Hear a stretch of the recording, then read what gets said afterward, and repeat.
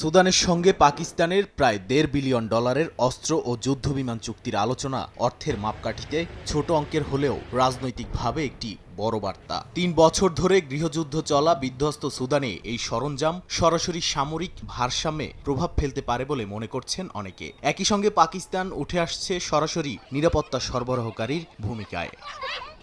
কাতার ভিত্তিক সংবাদ মাধ্যম আল জাজিরা বলছে, এই পরিবর্তনের কেন্দ্রে রয়েছে সৌদি আরব। গেল বছর স্বাক্ষরিত স্ট্র্যাটেজিক মিউচুয়াল এগ্রিমেন্টের পর JF-17 নিয়ে রিয়াদের আগ্রহ কাকতালীয় নয়। এখানে মার্কিন ও ইউরোপীয় অস্ত্রের উপর নির্ভরতা কমিয়ে বিকল্প খোঁজার বাস্তবতা কাজ করছে। কম খরচ, যুদ্ধ পরীক্ষিত অভিজ্ঞতা আর চীনের প্রযুক্তিগত সহায়তা, এই তিনের মিশ্রণ JF-17কে আকর্ষণীয় করে তুলেছে সৌদির কাছে।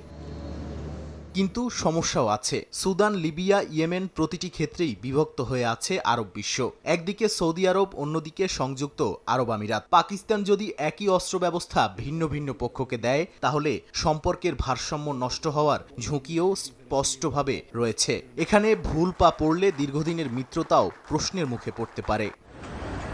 আবার অর্থনৈতিক চাপও বড় বাস্তবতা। IMF এর ঋণে জর্জরিত পাকিস্তানের জন্য অস্ত্র রপ্তানি বৈদেশিক মুদ্রা অর্জনের এক লোভনীয় উৎস হয়ে দেখা দিয়েছে। দেশটির কেন্দ্রীয় ব্যাংকের তথ্য বলছে, সাম্প্রতিক বছরগুলোতে অস্ত্র রপ্তানি হঠাৎ করেই বেড়েছে কয়েকশো গুণ। তবে কিছু নিরাপত্তা বিশ্লেষক বলছেন, চুক্তিতে অস্ত্র ও যুদ্ধবিমানের যে সংখ্যা শোনা যাচ্ছে, বাস্তবে উৎপাদন আর সরবরাহ ততটাও সহজ হবে না পাকিস্তানের জন্য।